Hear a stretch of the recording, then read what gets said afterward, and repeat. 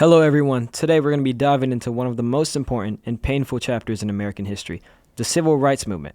We're going to talk about the three things that changed the course of the country forever: Emmett Till, the sit-ins, and the Freedom Riders. Emmett Till was a 14-year-old black boy from Chicago, Illinois. In August of 1955, he came down to Money, Mississippi to meet family. Emmett, you made it. You're going to love it down here, cuz.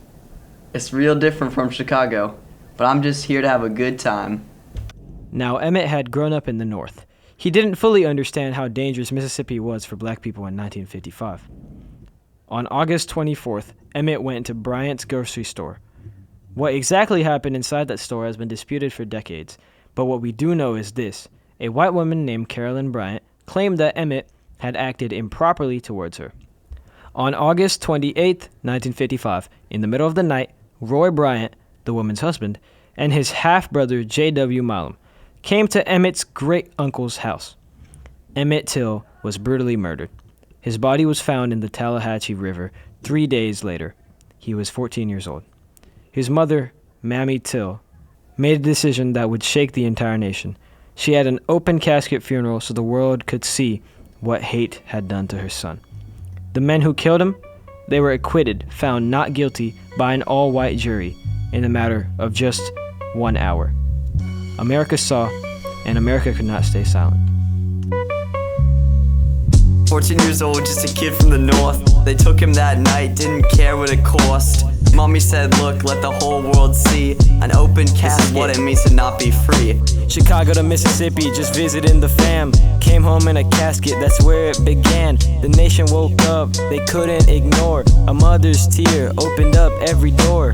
Say his name, Emmett Till. The movement got louder, he rises still. They tried to silence, but the truth rang out. This is what the civil rights was all about. Hey, hey. Fast forward to 1960, Greensboro, North Carolina. 4 black college students walked in to eat. Woolsworth lunch counter.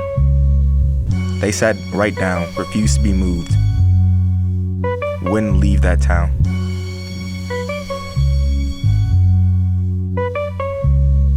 They didn't fight back, didn't curse, didn't yell. Peaceful resistance, they had a story to tell. Word spread fast, sit-ins coast to coast. The power of peace hit the oppressors the most. Students in Nashville, Atlanta, and more sat at the counter, walked right through the door. They were cursed at and spat on, ketchup poured on their heads. But they kept on sitting, they weren't filled with dread. Say their names, the ones who sat down. 4 students in Greensboro turned the movement around. Tried to silence, but the truth rang out. This is what the civil rights was all about. Okay.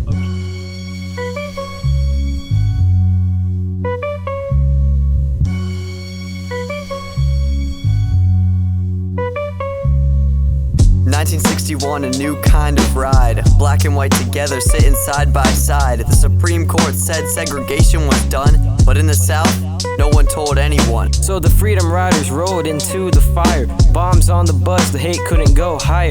They beat them in Birmingham, in Anniston too. But those riders kept riding, they knew what to do. Over 400 riders, black, white, young, and old. Federal protection, finally, the story Attorney gets told. General Kennedy forced to respond. The ICC ruled segregation was gone off the road.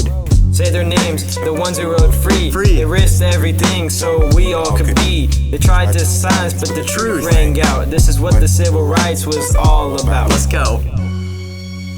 Emmett Till, the Greensboro 4, the Freedom Riders. These weren't just events in a textbook. These were real people. Kids, students, ordinary folks who refused to accept a world that told them they didn't matter. Emmett's murder lit a fire. The sit-ins proved peaceful resistance had power. The Freedom Riders showed that the law had to be enforced, even if people had to bleed for it. The Civil Rights Movement didn't happen because leaders decided to act.